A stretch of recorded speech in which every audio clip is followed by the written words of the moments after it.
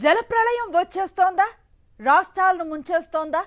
ఉత్తరాదిలో పరిస్థితి చూస్తుంటే ఇదే ఆందోళన కలుగుతోంది. ఉత్తర భారతాన్ని భారీ వర్షాలు వరదలు వణికిస్తున్నాయి. జమ్మూ కాశ్మీర్ నుంచి ఢిల్లీ వరకు ఎడతెరిపి లేకుండా కుండపోతగా కురుస్తోంది.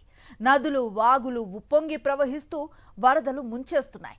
యమునా నది ఉధృతికి గత 3 రోజులు తూర్పు ఢిల్లీ నీటిలో నానుతోంది.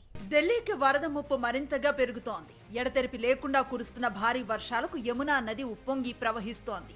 ప్రమాదకర స్థాయిని మించి ప్రవహిస్తూ డేంజర్ బెల్స్ ను మోగిస్తోంది.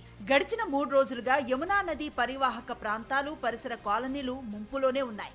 యమునా వరదలకు మయూర్ విహార్ ఫేజ్ 1 ప్రాంతమంతా నీట మునిగింది.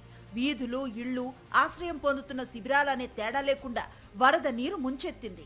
సివిల్ లైన్స్ లో స్వామినారాయణ ఆలయం నుంచి నిగంబోధ్ ఘాట్ వాసుదేవ్ ఘాట్ ప్రాంతాలు జల దిగ్బంధంలో చిక్కుకున్నాయి.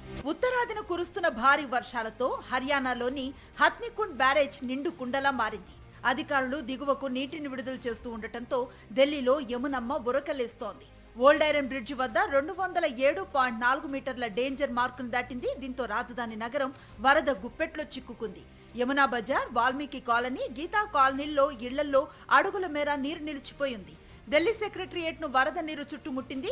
నోయిడా సెక్టర్ 135 పూర్తిగా నీట మునిగింది.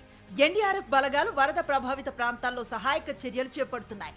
ఢిల్లీ, నోయిడాల్లో దాదాపు 12,000 మందిని అధికారులు సహాయ శిబిరాలకు తరలించారు. అటు ఉత్తరప్రదేశ్లో మధురలోనూ యమునా నది ఉధృతంగా ప్రవహిస్తోంది. విశ్రమ్ ఘాట్ సహా కీలక స్నానఘట్టాలు నీట మునగటంతో భక్తులు ఇబ్బందులు పడుతున్నారు.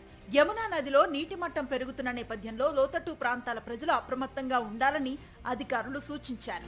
ఢిల్లీతో పాటు ఉత్తర భారత రాష్ట్రాలన్నీ జల ప్రళయంతో వణికిపోతున్నాయి. జమ్మూ కాశ్మీర్, హిమాచల్ ప్రదేశ్, ఉత్తరాఖండ్ నుంచి పంజాబ్, హర్యానా, రాజస్థాన్ వరకు కుండపోత వానలు వెంటాడుతున్నాయి. పంజాబ్ లో పరిస్థితి అత్యంత దయనీయంగా ఉంది. వర్షాలు వరదలకు ఇప్పటి వరకు 37 మంది చనిపోయారు. 1400కు పైగా గ్రామాలు జల దిగ్బంధంలో కూరుకుపోయాయి. కోట్లల్లో పంట నష్టం వాటిల్లింది. పంజాబ్ పై కేంద్రం వివక్షను ప్రదర్శిస్తోందని, వరద సాయం కింద నిధులు విడుదల చేయటం లేదని ఆక్షేపించారు ఆప్ కన్వీనర్ అరవింద్ కేజ్రీవాల్.